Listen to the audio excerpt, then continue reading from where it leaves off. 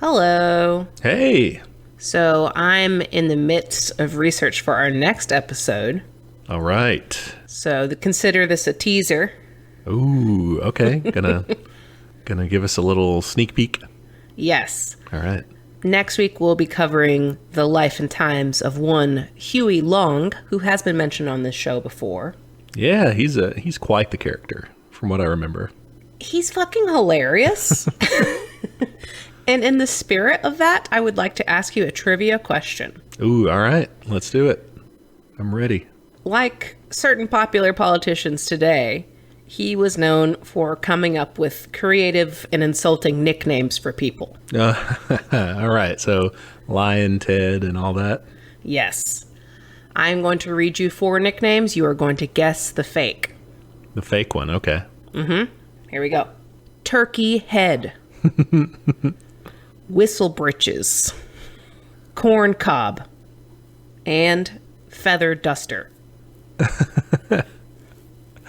Oh, man. I'm just imagining what people do to get called these. I think Whistle Britches is for real. That's a good one.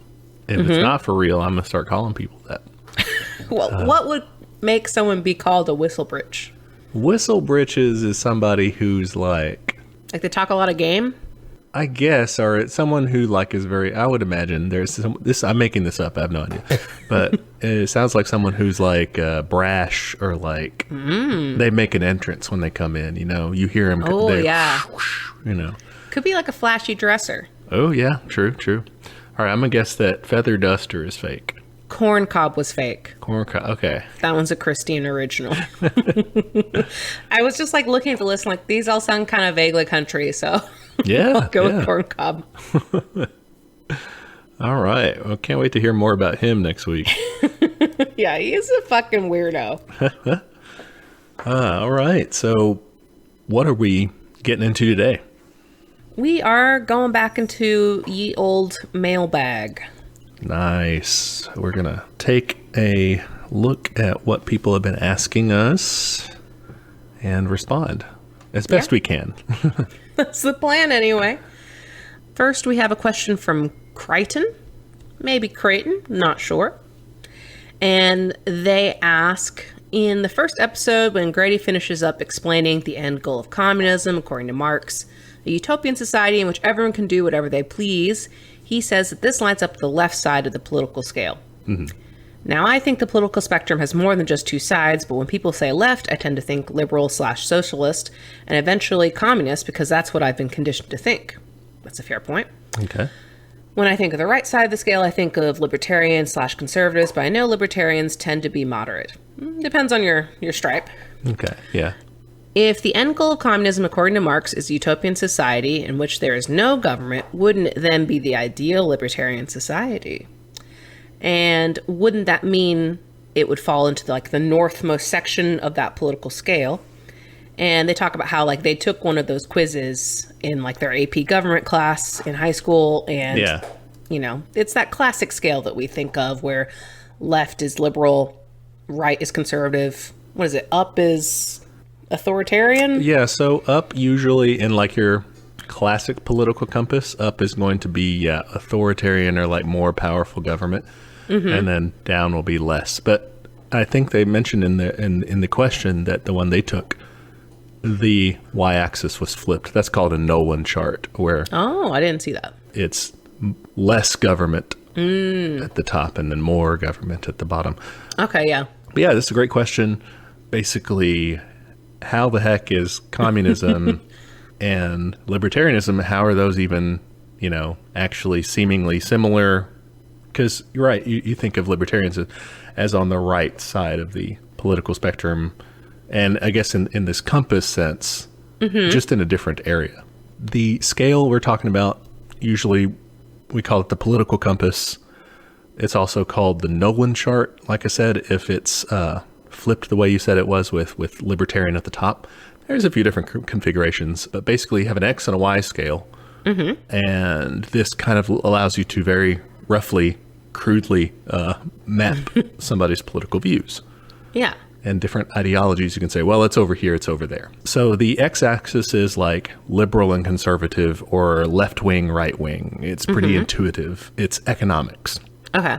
So the left is like socialist, communist, more worker control or egalitarian, more so than like individual property rights. Mm-hmm. And then the right side is capitalist, so it's like vice versa, more property rights versus that. Yeah. And then the y-axis actually measures a couple different things. We mentioned the government one. Mm-hmm. So strong government versus weak or no government. But it also a lot of times is a measure of like traditionalist or like nationalist sort of views, especially in regard to like maybe personal freedoms, people sometimes call it, in terms of speech or religion, or the rights of the queer community. Those all strangely get kind of, and I think those can be separate things, but they get lumped into the y-axis too.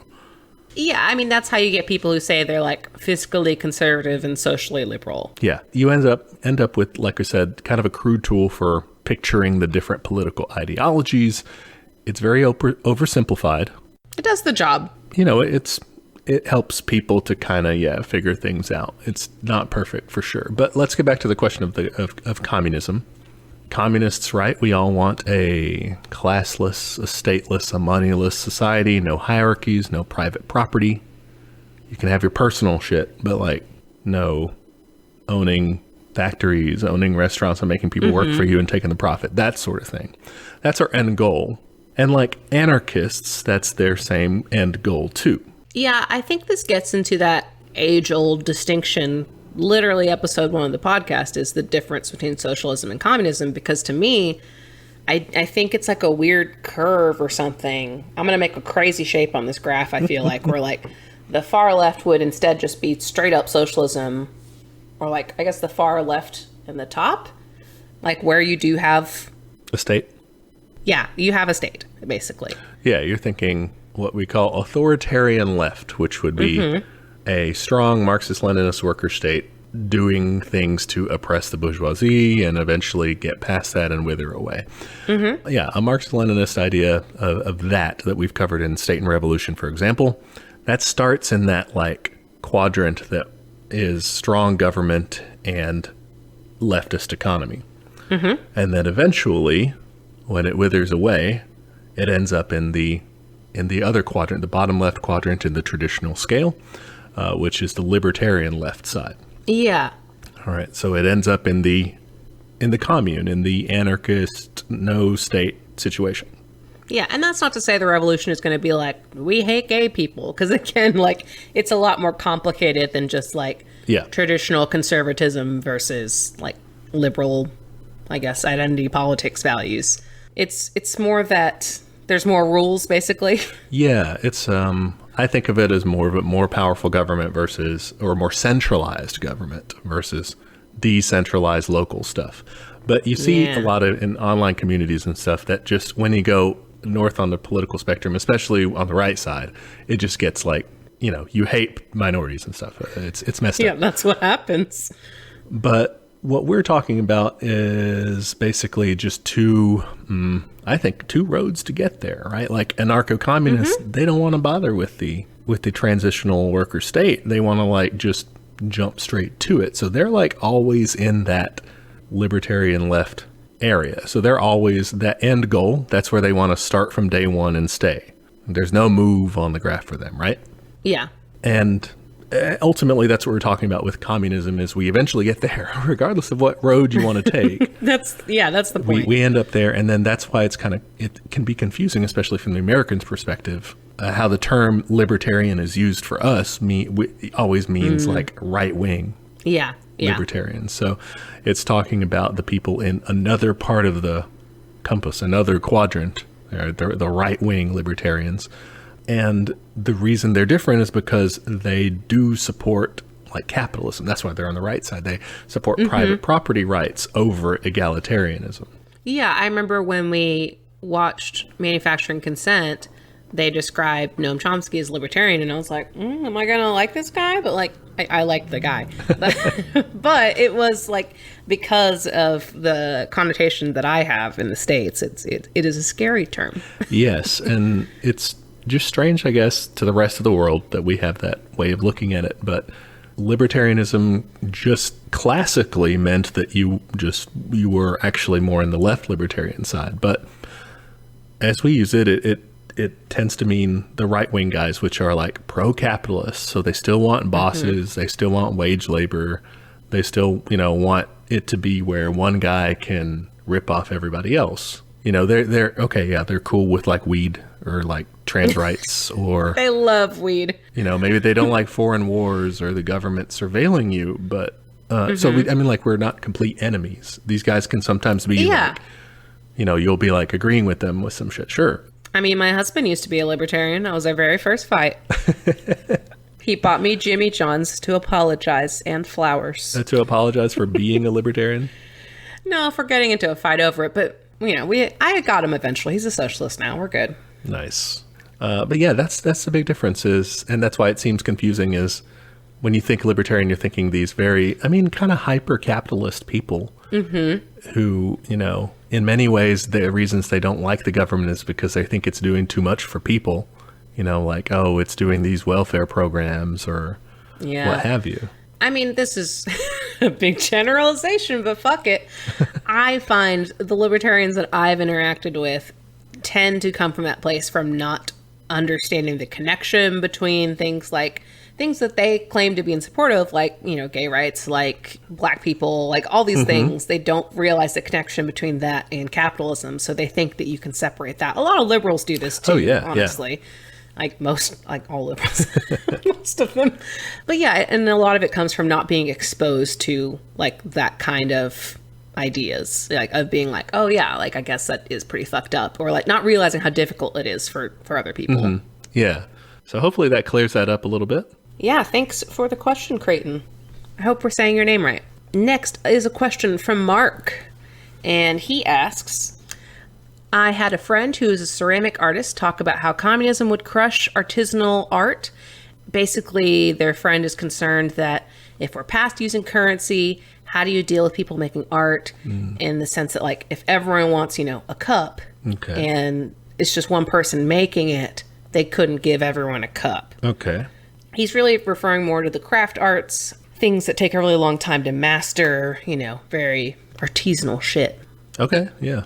So yeah, he basically just wants to know, how would you combat this argument?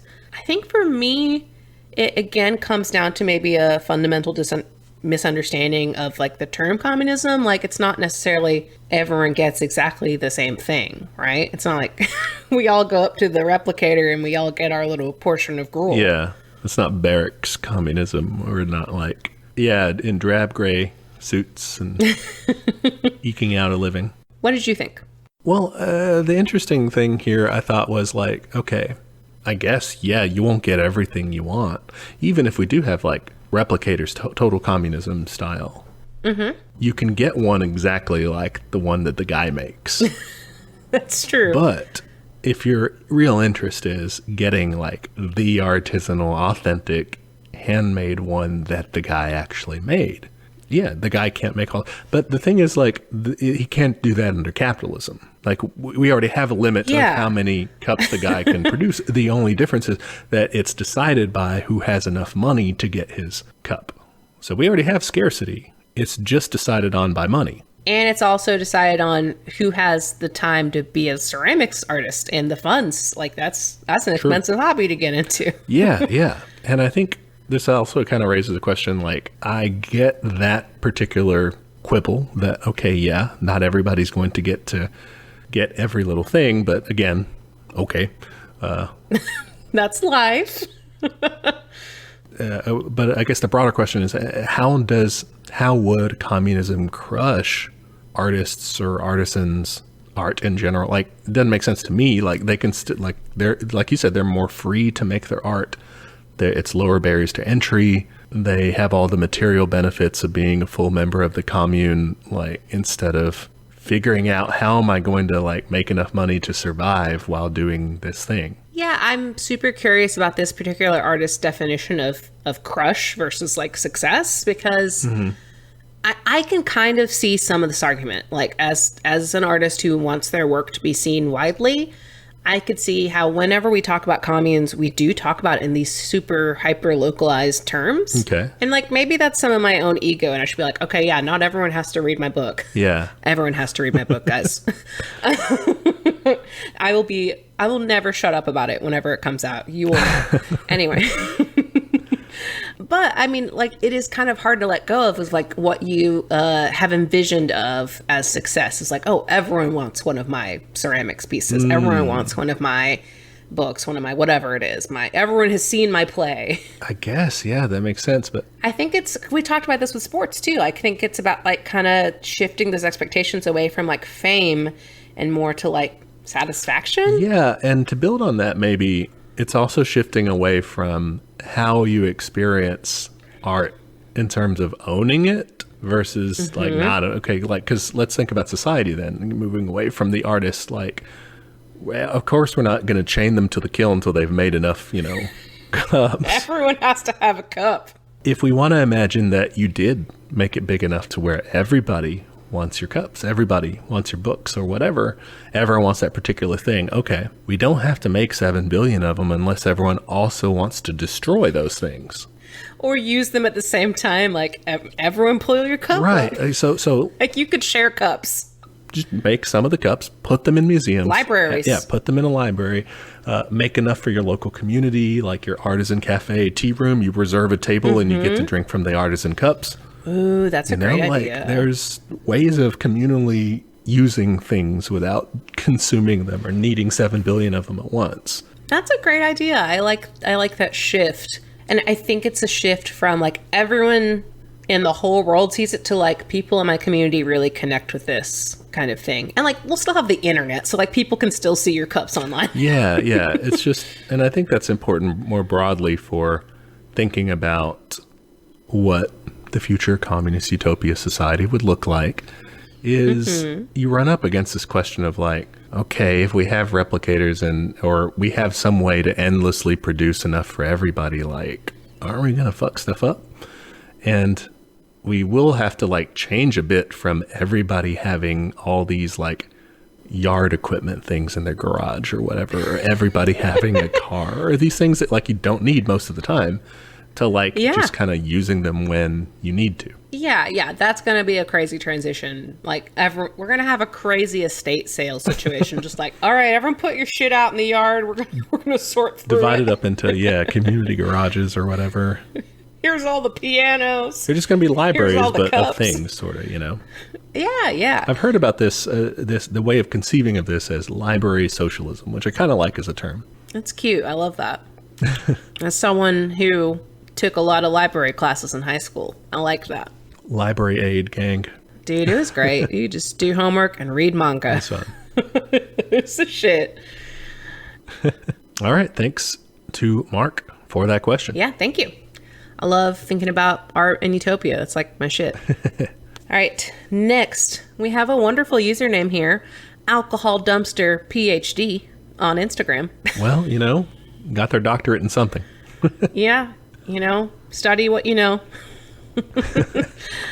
And they want to know if we could talk a little bit about the October 15th general strike that's been floating around on the internet. Yeah, I'd love to know more about this. I did a little bit of Googling, but not much. I've mostly just seen it floating around. So what's going on? So I did some of the same thing. I found their website, octoberstrike.com. Catchy. Yeah. And there's not a ton of it online. Their website was very scarce. Yeah. It was very vague, too. Mm-hmm. So it wasn't attributed really to any particular person. They're very vague about their organization. Yeah. Or who they were working with. And so that didn't make me very hopeful. Yeah, I had kind of a similar reaction. Like every time I have seen something about it online, it's always been in the context of just like, do this thing. And like, there's no follow-up information. There's no there's no organization to get into contact with. There's no like continuing actions. Like it was just kind of like I had a very basic question when I read it. I'm like, do we keep going? Is it just one day? Like it does say on there to keep going. Cause I think it says, it says refrain from going to work starting on. Oh, I read it as just one day. Okay. Got it. And they have like a list of demands too. They're kind of milquetoast. people who are I mean, they were curious. fine. Don't get me wrong. They were fine demands, but they weren't like 25% corporate tax rate with no loopholes, That's too free low. health care for all, 12 weeks paid paternity and maternity leave, $20 minimum wage, 4-day work week, stricter environmental regulations on corporations. That's so vague. Well, they do say ban on single-use and microplastics and limited emissions. Limited. That's not enough. And there you go. Those are the goals. Sorry, I'm very mean. No, I've also seen in like the comments of these sorts of posts, like, okay, you can't just like say strike and then just not do anything else. Like, it just feels like a very online sort of thing. Yeah. Yeah, I agree. Yeah, 100%. If, like, it says, okay, yeah, abstain to going into work starting on October 15th. Don't participate in economic activity starting on October 15th. And then contact your local representatives to express your demand. And it's just like, Whoops. what's that going to do?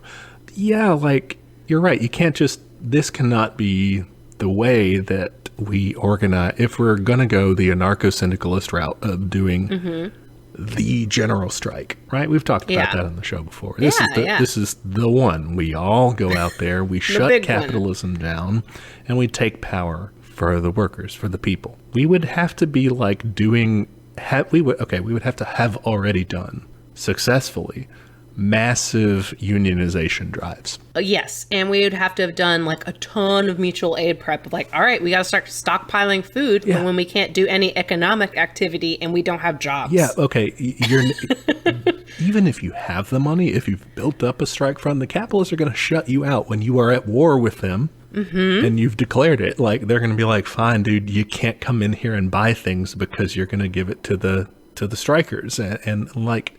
You have to be prepared basically to wage siege warfare. It's not the march on Washington. It's not a protest march. Like, you're trying to take power from the enemy. Okay, this part's also a little bit weird to me. The fact that there isn't any sort of like outward, like, not necessarily there would have to be a march for this to be a strike, because that's like not how strikes work. But like, I would expect some sort of demonstration or something to go along with this. It is very just like, stay home. Yeah, that part doesn't. It's It doesn't fine, make I sense guess. either way, because I think the reason they're not doing that is because this is not going to pan out. you They don't think, and or they're waiting to make sure they have a critical mass of people to say, okay, this is where we show up. Yeah. If this thing fucking works, you know, I am so happy to be proven wrong, guys. That would be amazing. Like, sure, fucking call me in. Well, some advice for them if they're trying to like pull this off is, you're right, they need the mutual aid networks. They need like logistics. They need a way to provide for people food distribution, transportation, housing. They're going to kick you out of apartments if you're doing this in Yeah. large enough numbers. Education, healthcare. They're not above cutting you off of anything. Like, you have to have all this shit set up, even if, again, if you have this, which they don't, probably. They don't have a strike fund, I'm pretty sure. But if you did, you still need these alternative forms. Like when they did the Seattle general strike and everything, like that only lasted 5 days, but they had like soup kitchens set up, and they had, like, they had their own like mutual defense force set up, basically like a substitute for the cops that weren't going around killing people. And that took a lot of work. Think how high unionization rates were then compared to now.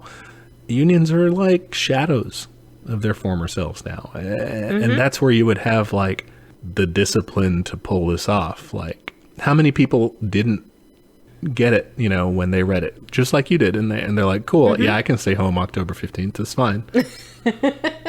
Yeah, and like, I think too, without the union, it is very scary, I guess, or like it feels very individual. Like, I guess I have to do this, and like, you don't know who else is doing it. You don't know who else at your workplace is doing it. You have no fucking idea of how big this is. Where if it's like a union, you can just be like, all right, everyone here is doing this, cool, I'm in. And you have each other's backs, yeah, because so many people are they're gonna see it that way and say, me, like, dude, if I do, Just me? I'm gonna put my neck out there and get fired.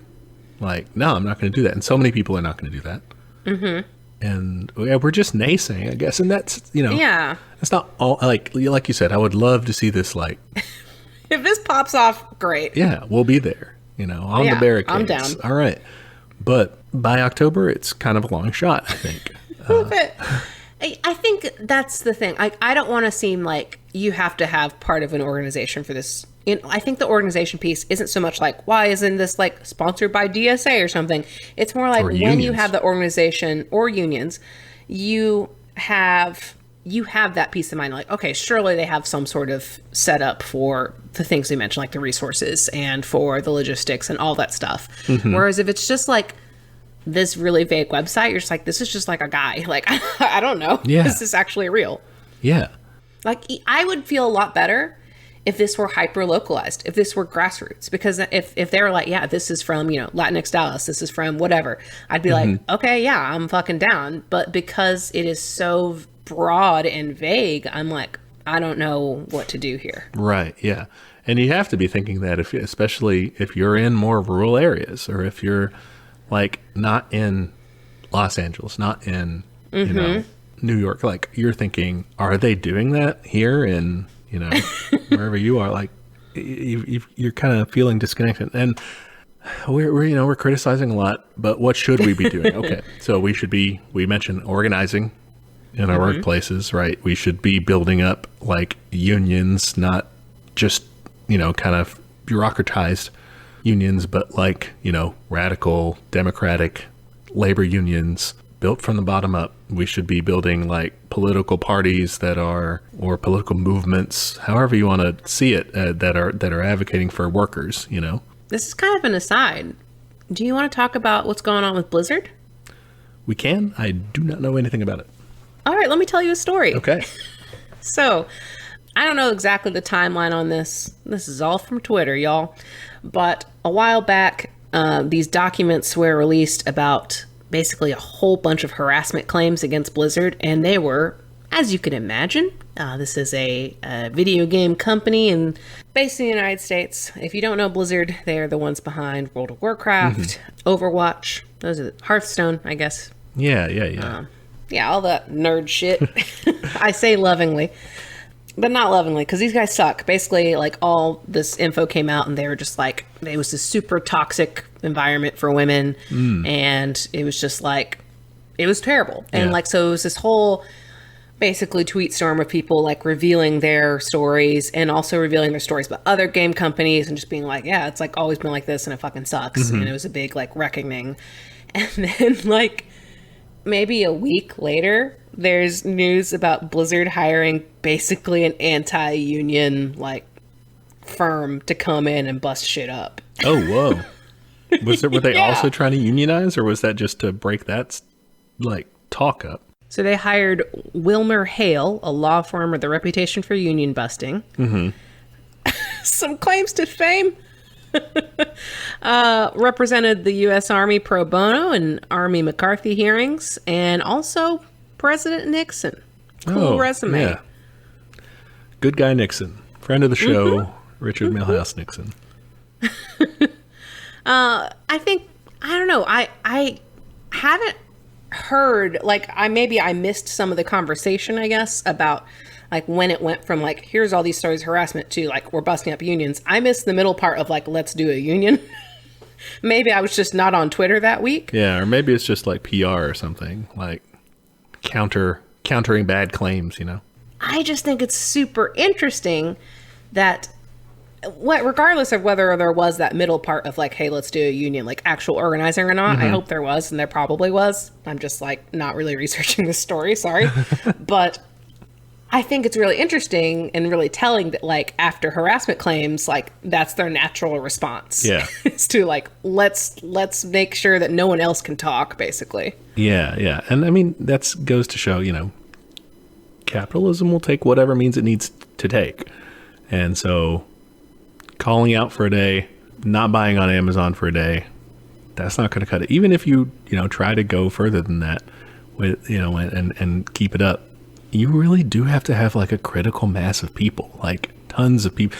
I think the general strike, the big one, does have a way to work. It just requires a ton of work like beforehand that we have not done yet. Yeah. I think that's the concerning part. Yeah. So, yeah. And also a reminder that, like, HR is not your friend. No, yeah. They work for the company too, just like these, union busting law firms that they bring in. And I guess that's a good point too, is they always have more that they could do to you. It's like capitalism usually has a hand tied behind its back that is just, kind of itching to get at our throats once we show some resistance. Yeah, there are so many things they can do legally to fuck people over, and they will do them. Yeah, I thought this was interesting too. I found this article that was from a law firm, since you brought up this like union law firm thing. It was from a law firm talking about guidance for employers preparing for the strike for Black lives. So this was what, last summer? Yeah. It said, labor organizations are planning a strike for Black lives, a national walkout, blah, blah, blah. So here's legally what you can do in terms of the National Labor Relations Board and all that, And they were like, you can't fire people, so please don't fire people for going on strike for political reasons, because they're like, that's probably protected. So don't do that. Don't discipline them for that. Don't really acknowledge it ahead of time. Okay. Just plan ahead. Make sure that you prepare for everybody trying to ask off for that day, like try to get extra people, try to basically work around it without causing a fuss. Okay, interesting. I feel like that's what they would try to do with this if it does come to fruition is, hey, we heard there's this thing, play it cool, but be prepared. Like they don't want to get hurt on their bottom line. But they also don't want to like have to deal with the legal headache or whatever, Yeah. I don't know. Again, I guess we've returned to our point of we got to do more work. You got to do more work, and it's hard and going to take a long time. So, anyway. Again, willing to be proven wrong on this for sure. Wishing them good luck. If in a month everyone's like, oh my gosh, this is going to be the biggest fucking thing. Here's all the resources for it. Like, we're taking down capitalism. Like, okay, yes. Let's do it. Or even, you don't have to, so it doesn't have to be that. Like, you can do a general strike for demands. Yeah, this list of demands would be great. I know I gave it shit, but like, that'd be a good starting point. Because if this actually worked, let's take the positive spin for a second. If this worked, then it would prove that this works. And that's fucking huge. Yes. Because the next time you'd have twice the people with twice the demands. And twice the fear in the hearts of the capitalists, too. Like, probably twice the tanks. People come back to you, like, more politely after you just showed them what you can do, Showed them you're not to be trifled with. All right. Well, thank you for bringing that up. Alcohol dumpster. Keep it real. PhD, excuse me. You did not go to alcohol dumpster medical school for me to dishonor you. I don't think you get PhDs at medical school. Oh, fuck, yeah. I get those mixed up. It's fine. I don't have any of those, so that's why I don't know. All right, next. We have a question from Carl. All right. What is democratic centralism, and why might it be crucial to revolutionary politics? I don't know what this is. Cool. It sounds kind of milquetoast, just the centralism part. It's not. No, it's not. Okay, just kidding. All right, democratic centralism, it is an organizing principle for political parties. Okay. And what it means, for one, is that all the party structures, like this committee or this particular office, whatever, should be elected and have to report to party members. Okay. But mainly what people talk about democratic centralism meaning is that within the party there is what is called freedom of discussion and unity of action. Ooh, okay. This kind of reminds me of like our Lenin episode, I want to say. Whenever they're like, we can talk all the fucking shit we want to in our house. Yes. But when we go out, we're unified. Yeah, exactly. So you're at the cool Communist Party meeting. All right. You get drunk, you call people names, you call people a feather duster. Well, yeah. If someone proposes something and you're like, that's bullshit, here's what. Fucking turkey head. And it's not just name calling and arguing for arguing's sake. Like, we're really trying to get at what is the best course of action here. And so, like, if you have a reason why this idea fucking sucks, say so, right? Or if you have a reason why it's great and we got to do it, like, show us we want to know. Yeah. What's good or what's bad. This is the democratic part, the freedom of discussion. I like that. Then the chairman guy that you all elected says, okay, bullshit's done, time to vote. Doing it or not. And then once we decide, everybody in the cool Communist Party, all the members are bound to uphold that decision, even if it's not the one you liked. That sounds pretty good. Yeah, that would solve, I feel like, some problems. Yeah. With a lot of sorts of problems, right? Like splitting. Mm-hmm. We're bad about that. So yeah, this solves a lot of problems because, like, okay, what's the point in being in an organization if you're not going to, like, work together? If, right? Like, you can have the argument. Yeah. Even, it doesn't go your way that time. You can bring it up later if, like, the same issue arises and you're like, hey, that didn't work. Let's do this. You can that's fine. But, like, you have to, go with the decision. You can't stay in the party and, like, make the, anti that one decision faction, and start doing machinations and doing this. Because what are you doing? You're working against the will of the majority of the people in your party. So you're being anti-democratic. That's a good point. Yeah. Okay, wait. When you say you can bring it up later, can you? Because what if someone's like, well, we already made that decision, bro. Like, get with the program. You can't do it, like, that day. Oh, okay. Yeah, but, like, the next time y'all meet, you can be like, so I want to talk about that one thing. Yeah, I'm still mad about this. Things changed. It didn't work. Here's why. And people will just tell you, like, you're an asshole if it did work, right? You bring it up every meeting like, oh my God, Frank, we already talked about that. Right. But if it is a problem, other people will be like, yeah, let's talk about that. Like, it's, I think the democratic part is just as important as the centralism part. Both of them reinforce each other. And if you don't do one of the parts or the other parts, it's going to get messed up. And it's also not saying, like, let's say it's a big deal. Like, everyone likes this thing, but you're like, nah, man, this is, like, core to my being. You can just, like, leave the party. Yeah. It's not like you have to be there and you have to do something you don't like. Just be like, nah, dude, I'm out. It's fine. But then isn't that just fracturing? Well, you can't be like, you shouldn't be like, no, this is the worst. Come on, guys. Like, you just leave, just go. Like, you don't have to be a part of it, Yeah. And people who feel that strongly about it, sure, I think that's okay for them to, like, leave you can't have it compulsory. Well, no. But most people will be like, no, this isn't something, maybe I disagree, but this isn't something that I'm going to, like, leave over, Okay, yeah. For most things. Okay. I think this sounds cool, but, like, we're not there, I feel like, because, I mean, obviously we're not there, but, like, we're not even in a position where this could be a thing because voting is so fucked up that, like, I don't know how I wouldn't want fucking the people in charge to be doing this right now. Oh, no. No, this is for governing a party. I wouldn't want them doing it either. Well, I mean, I would be fine with the Democratic Party running democratic centralism. They would fuck it up and everyone would see that it sucks, and the Republicans, they've been fucking up for a long time. Do this sometimes, but, like, I mean, communist parties or socialist parties or workers, leftist parties. Mm-hmm. That's who we would want doing this. Now, the more individualist style anarchists would not, this is kind of like too authoritarian for them. Yeah. But I think that within an organized, like, either a vanguard party or something like that along, leftist lines, it's a really good way to organize that. Yeah. I guess I'm just trying to wrap my head around, like, the context in which this would be used. So, like, this could be used in the organizing phase. Like, let's say you're organizing that general strike. Like, you need to have a system in place to, like, fucking brainstorm shit and get shit done. Right. This could be used in that. It could also be used, like, your strike goes really well. Now you're in charge.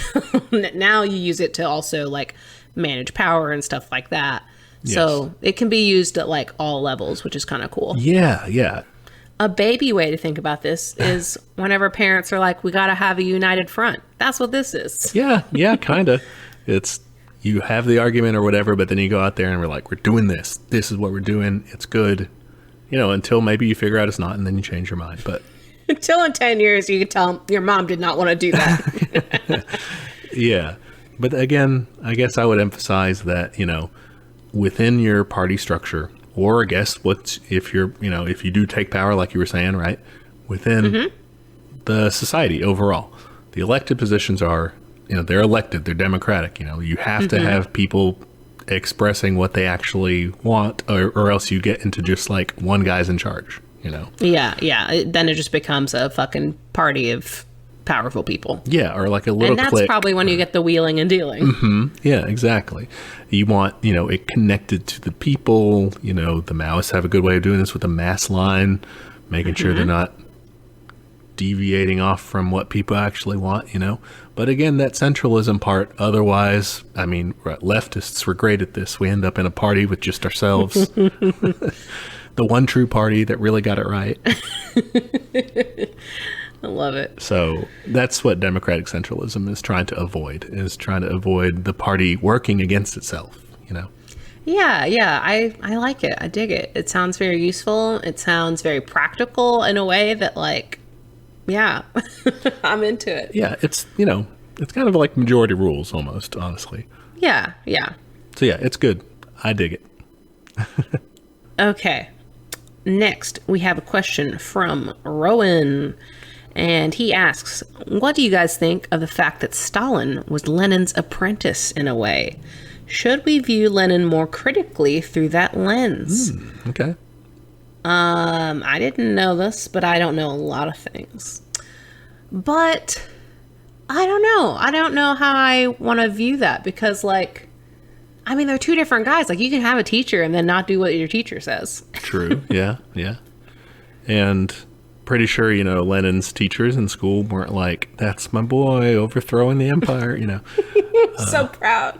So, okay. First of all, we don't want to get to great man of history, style. And they're not what primarily moves the historical forces and all that. Yeah. In addition, the Soviet Union did not 100% turn on whatever Lenin or whatever Stalin wanted to do. Stalin kind of takes it in that direction, but it's still never I would argue, never really 100% just the will of one person. It's, it's got democratic centralism too, to an extent. Like I said, that fluctuates, but I think, okay, so it's still good to learn from historical figures. If we look at this, yes, it is true. Lenin definitely stuck by Stalin for most of his life.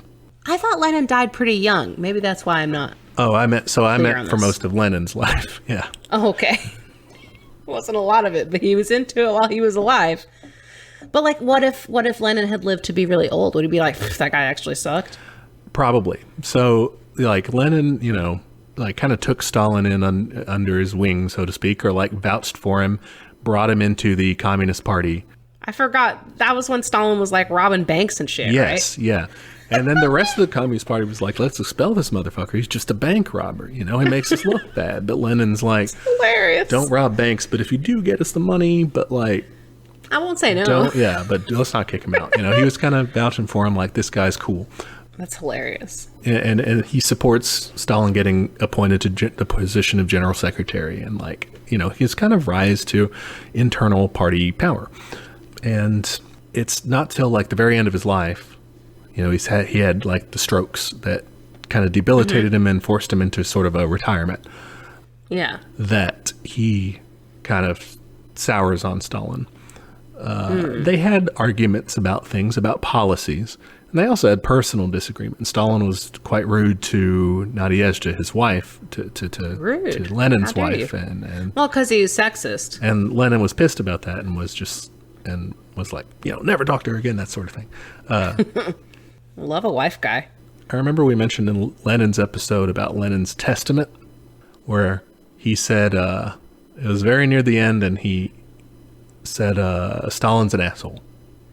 Okay, yeah. Okay, this sounds familiar now. And we mentioned that maybe it wasn't genuine, but I was doing some more research into it, and it does look like it was for real. So, okay. There are parts that people say maybe Nadezhda added a little bit in to emphasize how rude Stalin was, that guy.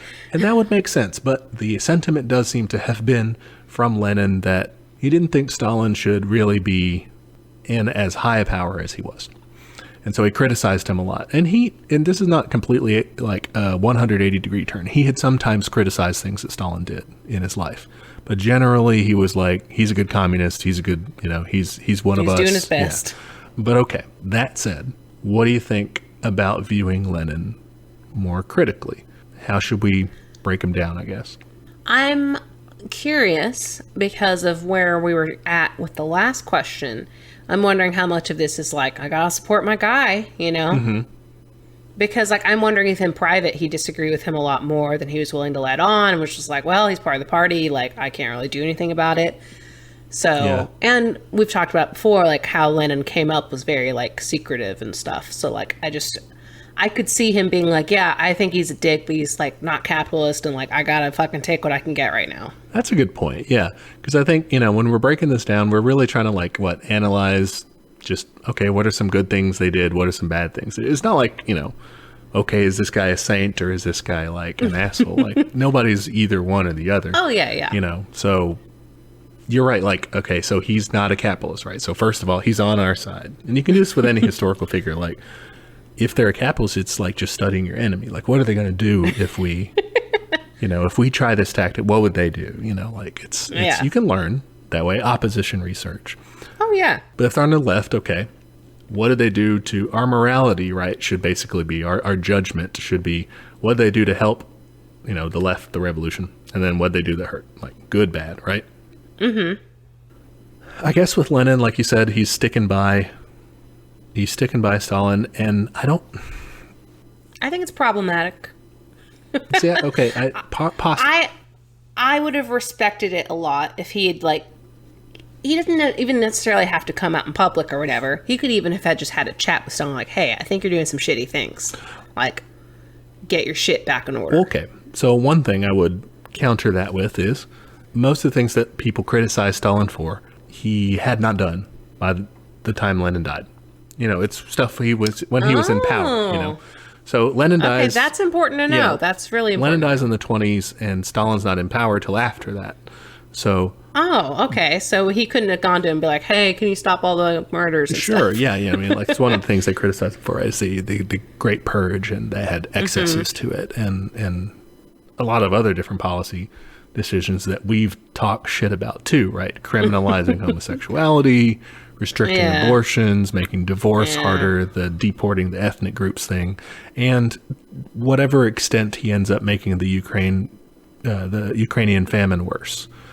Yeah. That all does happen once Stalin's in power. So that's not something Lenin knew about in his life. He just said, kind of close to the end of his own life, to Lenin's life, that he was like, I don't know about Stalin. Maybe don't put him in charge. I think those are both really important pieces of context in this question. Yeah. Because I don't think it's fair to be like, yeah, he was his guy if he wasn't, like, aware of everything he did, Like, I don't think... I mean, I guess the original question was, like, he was his apprentice, so you could postulate, like, well, Stalin must have learned it from somewhere. Yeah, or that Lenin set him up to be in that position to do those things, I think is the other. Oh, I interpret it as, like, do you think in Lenin's secret communist school, he's like, and then when you're in power, I want you to do this ethnic cleansing or whatever, which I find hard to believe, but, like, maybe I'm just being too generous. Well, I don't want to paint Lenin as a pansy. There's nothing that he, if... he would do shit. Yeah. So like if it was necessary, if he thought it was necessary, he was going to do it. And maybe Stalin was in the same vein of like, I think I got to do these things, and then did it. Mm-hmm. So in that way, you could say that everything stems from that view. Mm-hmm. Yeah, maybe he took that lesson of if it's necessary, I'll do it, and then somehow was like, this is necessary. Yeah. I don't know why, but something's telling me that I gotta restrict abortions is extremely necessary. Yeah, that there were arguments in the party that said that it was that's why they didn't wake up one day and said, you know what, we're going to be assholes. Like they thought that was a good idea. We looking on it and we're like, no, that's mean. But with most things, it's with the deportations of people, it's they thought there was a reason to do that, not that. It can't be, and that's the thing you're looking at history is, people are going to think they're good, but so do the capitalists, so that's not necessarily an excuse. I don't know. I'm kind of a black and white thinker sometimes, so it's very easy for me to just be like, well, it's not a good idea, so, well, it's wrong, so. We've given you, a morality, a black and white to judge with, right? Mm-hmm. Good for the people or not, so. Yeah. And then I guess when you again, nobody's 100% one or the other. Stalin, we mentioned the shitty things he did. I mean, if we're judging Lenin based on saying he's responsible for Stalin, Well, then, okay, well, what all did Stalin do? Those bad things.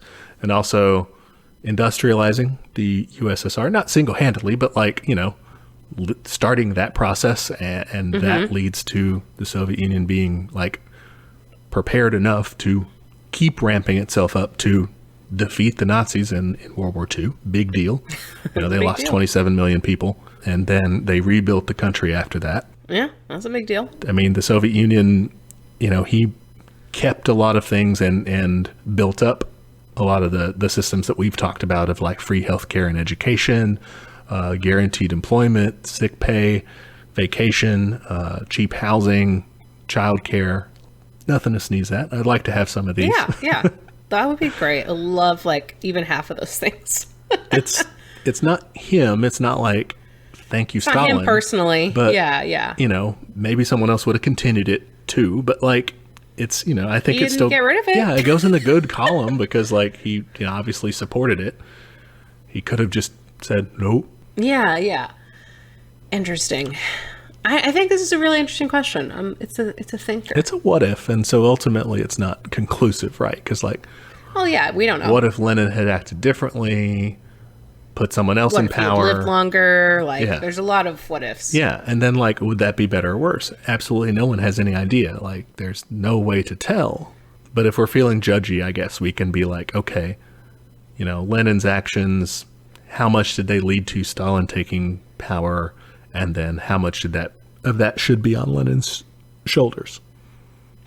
Yeah, I think I'm again going to go back to the fact that the bank robbing is hilarious, so I don't hold that against him. And it was against the Tsar's guy, so yeah, who gives a shit? But I mean, we didn't have any evidence that Stalin was doing like the bad shit before Lenin died. Like the real bad shit. Yeah. I'm sure he had done some bad things. He had done some personally bad things in his personal life, but I don't know the extent to which Lenin would know about, or we know it in historians, but I don't know how much people knew back then. Yeah, I guess what I'm saying is like, again, like he died before he did any of the major bad shit. So like he wasn't, I don't feel like that would make him responsible for it. Like, how would he know? And I think, the counter to that would be what we were talking about of your willingness to deal with the problems. Yeah. That notion of let's use the means. And I don't necessarily criticize that, honestly, because like usually, do what you need to do. Maybe you have to have some lines. Maybe you have to, have some things you're not willing to do, but then you're less effective. But the argument would be that like having that, Lenin's not responsible for Stalin having that view necessarily. He probably already thought that, but... Well, yeah. Well, this reminds me of, a debate I see a lot online on the left is just the idea of authoritarianism in general. The socialist meme account I follow, I think is a leftist.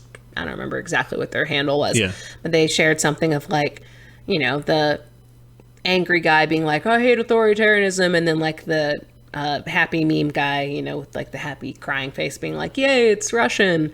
And like people were mad about it in the comments, and I thought it was just a really interesting it wasn't a discussion, it was just a fucking shit show, but I think that's really interesting, and I think it's the anarchist in me that is always going to have like a little like, why'd you do that, like I find it very hard to unilaterally support anybody, especially in an authoritarian context. Oh, for sure. 100. I guess I'm on the unilateral side anyway. I'm definitely like, everybody, I got something that I'm like, about, for sure. I guess the other thing that I have a strong opinion about, I guess, is that I feel like you can still take the good and the bad from each person, and learn from each of those things, and praise the good things they do and condemn the bad things they do.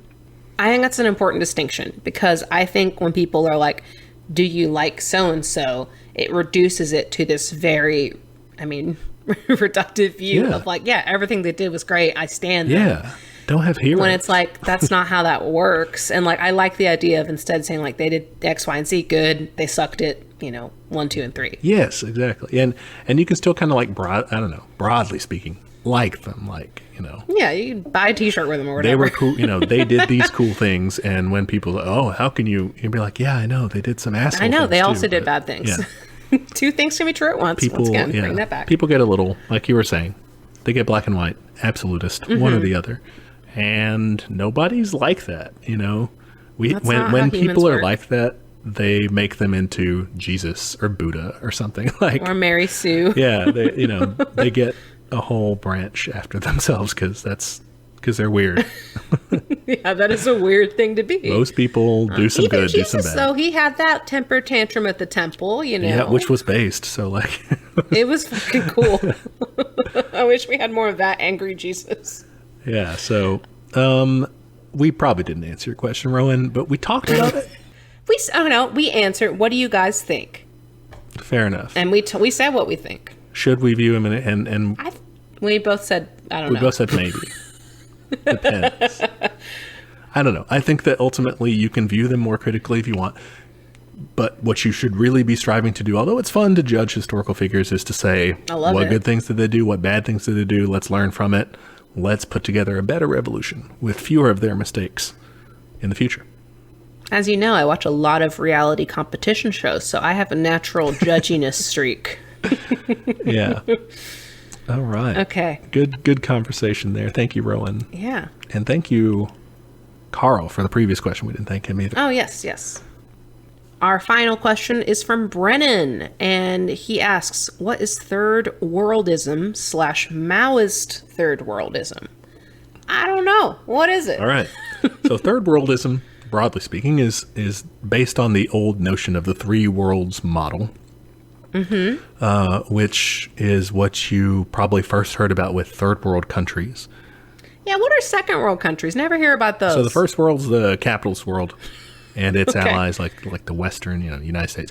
And then the second world was the Soviet Union, the Eastern Bloc, and its allied countries, China and those guys. I did not know that. That's fascinating. I'm going to start asking people, what's the second world, and see what their answers are. See if they know, yeah. I'll report then back. Then the third world were the unaligned countries, many of whom had like colonial histories. They were exploited countries, so they get this connotation as being the poor or the undeveloped countries. Yeah, I've heard, this is kind of an aside, but I've heard that it's like not cool to use that term anymore. It's not the preferred term. I don't know if, it seems douchey. Yeah. I mean, it's literally saying you're in last place. Yeah, well, people usually use it because they have just kind of sort of heard it and they just know it means like poor countries that nobody cares about. And so that's how they use it. And that's shitty. Yeah. Okay. Anyway, but what is it in this context? So third worldism would argue that the bigger, more important division of the world was not between the first two worlds, the capitalists and the socialists, right, the East and West, but between the global North and South, between the core empires and the exploited periphery or the far-flung lands. I mean, as one of my favorite books being Open Veins, I gotta say I agree. It's kind of got a heritage with this idea, yeah. Obviously, the three worlds model kind of faded with the fading of the second world, the Soviet Union. But we still have theories like dependency theory, which Open Veins is heavily based on, and world systems theory, which is more or less that same idea that you have an imperial core and you have a periphery, and that's the main struggle of the world system, is that the core exploits the periphery. And I mean, like, just as a leftist, a Marxist analyst can clearly see that's just that's imperialism working, Yeah, that's what that is. So that's just third worldism without the Maoism attached. So if you attach it and you say, okay, what's Maoism-Third worldism? Okay. This is a particular tendency of Maoism. So some Maoists are like, yeah, this is cool. And that's Maoism, like capital M. It's sometimes referred to as Marxist-Leninist Maoism, like MLM. MLM. I love when you say MLM because my fan fiction brain goes immediately to men loving men. And mine goes to multi-level marketing. So different strokes, literally. So it's controversial. This is controversial. Okay. Tell me about it. And Maoism-Third worldism divides up the proletariat into the first world and the third world, using those old labels. So again, the imperial core, the imperialist countries, the capitalist countries, versus the exploited periphery countries. So the exploited global south is what we frequently hear it referred to as now. So is their idea that a proletariat in the United States is very different from a proletariat in, like, the third world? Yes. I mean, they're not wrong. No, yeah, they're not wrong in that sense, I would say. So there's this Marxist idea of the labor aristocracy. Okay, what's that again? This is actually, has a long pedigree going back to Karl Kautsky, and Lenin talked about it in Imperialism, the Highest Stage of Capitalism. But labor aristocracy, Lenin argues that companies in the imperial core, right, they exploit workers in the periphery like a lot more because wages are lower, and so they make more profits abroad. Yeah. Right. And then they pocket some of that, sure, but some of it they use to pay their workers in the imperial core more than they otherwise would. So they enjoy like a higher standard of living in the United States and Western European countries. In those countries versus in the imperialist countries versus people in those in the global South. Yeah, I mean, also true. I'm curious as to where this is going. I have a feeling, but let's see. So what Lenin argued was that this created a working class that was more satisfied with its relative standard of living. Like, hey, it could be worse. There's sweatshops in Asia, that sort of thing. Less likely to launch a revolution. Yeah. And so what follows is that basically the revolution is less likely to happen in the imperial core, where capitalism is more advanced, than it is to happen in the periphery, in the exploited countries where they are daily getting bled. Kind of makes sense, honestly. Like, it kind of reminds me of kind of like Jim Crow tactics of being like, hey, you get to like shit on some other people. Like, don't you, at least you're not black, basically. And this is like, at least you're not in a sweatshop. Yeah, and you get a lot of treats, and like you have, a cool smartphone, and you get to buy funny shirts, and you get to do things, I guess, in a creature comfort sort of way. You have and that's, those are all kind of the spoils of empire. I mean, yeah, and I think it's interesting to see how liberalism has tried and failed to account for this, mostly by being like, well, just shop ethically, as if that's like an option. Oh, sure, yeah. Yeah. Okay, yeah, I'm picking up what they're laying down. That's where they get this whole idea of labor aristocracy. And so what they say is that the proletariat of the first world, right, we said they divide them up. So the first world, the imperialist countries, they're similar to this labor aristocracy. So they're more likely to side with the bourgeoisie to keep their relative privileges, to keep those fancy things, than they are to side with the global proletariat, which could, because if the global proletariat were to do a revolution, that could mean leveling between the two and take the proletariat in the first world countries, take them down a notch, which they're afraid of. So essentially what they argue is that us, people in America or in Western Europe or people in the imperialist countries, the proletariat there, you know who you are. They're saying that they do have something else to lose but their chains, and that this makes the revolution more probable somewhere else instead of in the core countries. So it's more likely to happen elsewhere than in the U.S. and Great Britain. I understand where they're coming from, and I think it is important to point out those like disparities. Like, that's important, and that should not be left out of the conversation. Otherwise, like we've talked about it, now, congrats, now you're imperialist and socialist. Like, good job, I guess. Right, yeah, exactly. But I worry that this kind of thinking is ultimately a little bit divisive and a little, maybe just like not in good faith. Like, I don't know. I saw a tweet the other day. It was like, honestly, I think if you sat every millennial down and was like, hey, will you take like, a X amount cut to your comfort level so we can save the planet? I think everyone would say yes. I don't know. Maybe that's very naive and like, we actually have a lot of assholes who like nice things and stuff. Like, I like nice things. I get it. And I don't know. I think it's a choice. Like, I don't think, I think you're right. I think a lot of people are going to be like, yeah, I have it good. Why would I do that? But I don't think that's necessarily always what's going to happen. Oh, for sure. Yeah. I kind of hold that same reservation. Like, because it's a good point. You're right. It's good to like keep in mind that the capitalists are really, any sort of social welfare things that we can get and like concessions we can wring from the government. It's not just they're being nice, right? Like they don't want us to do something about it. Like, hey, if I give you this, will you leave me alone? Like, Yeah. For one, and also to like help us zoom out and not be so national focused. Like you said, we don't want to just make like imperialism, but we get nice things, And I think that kind of makes sense. The whole idea of like that sub-imperialism of like, yeah, keep the workers at home happy so that way we can exploit people abroad, or keep them happier. I would argue there's a lot of very unhappy people in the West as well. Yeah, that's true. And I think there's a lot of people whose stories aren't told as much too. Like when you think about like indigenous people who are like, they have very bad stats and like standards of living and stuff like that. And you have undocumented people like extremely hard to even get stats on them. And so, yeah, to me, this feels like slightly reductive. I understand where they're coming from. And like, I like parts of it for sure. I just don't know if I would be like, that's my thing. Oh, yeah, that's true.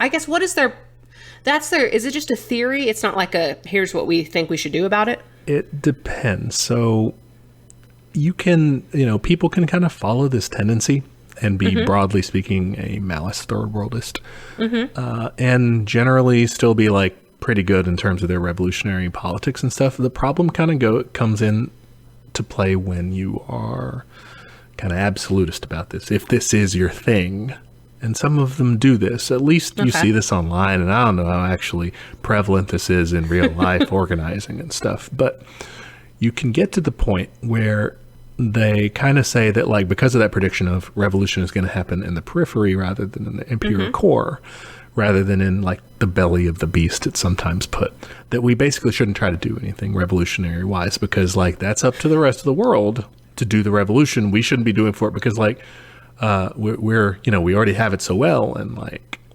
I'm making a very judgy face right now. I have said this so many times. Wherever it pops off, in whatever manner, I'm down. Yeah. As long as it's not like racist. Like I'm good. Like, let's do it.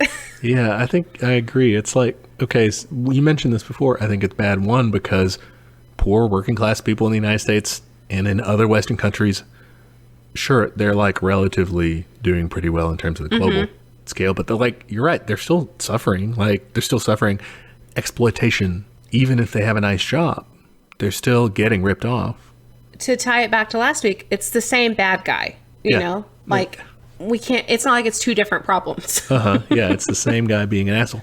And there's still like a better alternative for them that we should be trying to get people to fight for. Like, I mean, yes, we should be fighting for more than just like a bigger scrap from the spoils of imperialism, and we sure, again, we need to make sure we don't just redo imperialism, but with social, like, yes. And I think a lot of good third worldists actually do agitate for revolutionary goals, even in the developed countries and stuff. Like, they don't let it go to their head, but there are the ones that say like, why bother? Like, sit the fuck down. This isn't your fight. And I think that's kind of, I think it's needlessly divisive. Yeah, divisive's a good way to put it too. Yeah. And it's also kind of like, come save us, like Global South from ourselves. That's also shitty. Like, I know you're like really exploited and fucking starving or whatever. Can you save me from capitalism too? There aren't third worldists like political parties that say stuff like that, like don't do revolution in the imperialist countries. There aren't parties that are saying that like in the Global South that are actually like doing protracted people's wars and like, shit. From a Western lens being like, we should just chill. Yeah. So it's kind of like armchair. And that's not all of them, but it's some of them. It's very like when people like put black women up on this pedestal of like, yes, she's a goddess, like she's going to save us. And it's like, why is that her fucking job? Like, what the fuck? Yeah. And It's ultimately, if you're looking at it that way, it's real determinist. You know, it's like, oh, it's definitely going to happen this way, and you don't know, man. Just sit back and chill. You know, Lenin wrote about that whole thing about the labor aristocracy and stuff, and he has this quote about it. Says, neither we nor anyone else can calculate precisely what portion of the proletariat is following and will follow the social chauvinists and the opportunists. That's who he's talking, the reformists and those guys, right? Yeah. He says, you know, this will be revealed only by the struggle. It'll be definitely decided only by the socialist revolution. I love how, like, some of the most fire takes from both Lenin and Marx are the equivalent of, I don't know. Yeah. Wait and see, motherfucker. It's going to be the name of my philosophy book. It's just a shrug emoji. Who knows? So that's, broadly speaking, the outline of Maoist third worldism. Again, it's got kind of I think it's got kind of a good, you know, way to look at things, and that you can take it too far.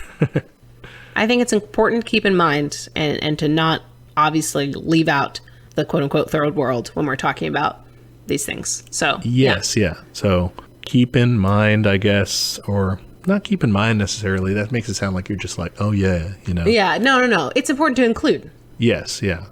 We can't just, I don't know, maybe it's another argument against like just reformism or like nice capitalism. Yes. Yeah. That's nice, but for whom? What about them? Yeah. Yeah. We can cut this for time if we need to, but this reminds me of a conversation I had with my in-laws. Okay.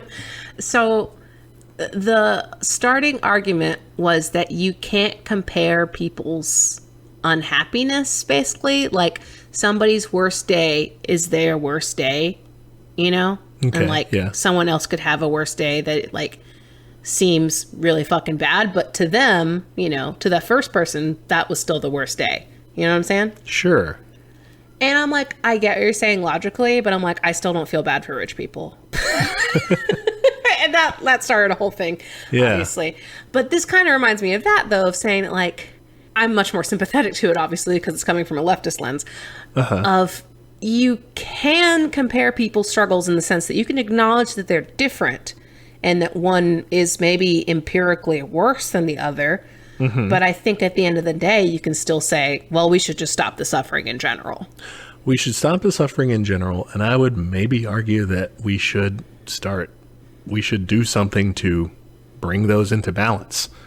Yeah. You know, when all said and done, like we can't have the world as unequal as it is, like once we've done the global communist revolution. But on the other hand, acknowledge also that and fight for both of them because both of them are suffering. Like, you know, you can't say, hey, like sit down and wait till we fix this guy's suffering. And then, you know. Yeah. You'll never get anything done. Yeah. But I still don't feel bad for rich people's bad days. I'm sorry.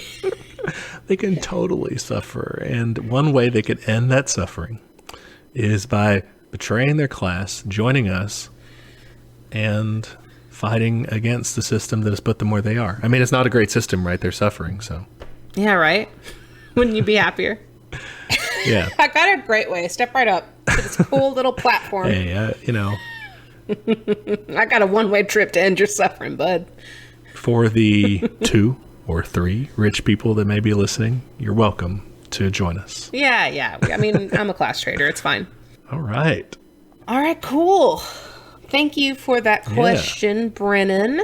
And thank you to all our listeners for their questions. If we didn't get to yours, I have a document. We also got lots of just like episode subject requests. So those are also in our shared document.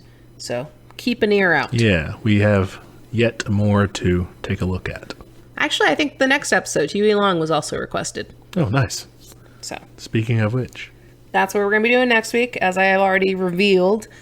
It'll be fucking funny. This guy's insane. I don't know. It is weird. As we'll see, he's not, you know, he's not really like a communist or socialist. So it'll be interesting. But we're going to be talking kind of like you said about the times as well. And there's a lot going on the left back then that I think we can learn from. The discussion today, I feel like, was a very good, like, kind of primer in, like, how I'm thinking about some of his stuff. Like, the thing about democratic centralism and just, like, modes of operating. Because this guy operated wildly, and it's very weird. Okay. All right. All right. In the meantime, if you're like, hey, I've got a great episode idea, send us an email, teachmecommunism@gmail.com, or reach us on social media. We're on Twitter @teachcommunism. We're on Instagram @teachmecommunism. You can go to any of those places to give us a suggestion, feedback, question for future Q&As, all that good stuff. Yeah, please do. It's great to hear from you guys. I love it. I love it. And I also love reviews. Please do that. We're on Apple Podcasts. That's the best place to leave us a review. You can listen to us wherever the hell you want. Just leave a review there. So it just really helps people find the show. So rate and review. Give us all your compliments. Yes. Shoot them into my veins. We also have a YouTube, if that's how you prefer to listen to podcasts. So give us a search there. And we have a Patreon, patreon.com/teachmecommunism. For $5 a month, you get access to our notes for each and every episode. This one is Grady's notes. I just winged it like an asshole, so I don't have any notes for you this week. Well, that was but very next week you'll good get mine. unnoted. I just couldn't do that. I feel more confident when I have my notes with me. My notes are just... whenever I do make notes, they're very short. Like, I'll just do bullet points, be like, then talk about this. And like, that's it. I can't. Because if I do any more than that, I'll write a script, and I don't want to do that. Yeah, I don't know. I kind of write a script most of the time, but I don't follow it word for word. I don't know. But No, you do a good job. I think better if I write it out that way. So. That's how you work, man. No, when I used to DM, I remember my first few sessions, like, I literally wrote a script. And eventually I just started writing bullets, like, and then the king comes in, like, whatever the fuck. Yeah.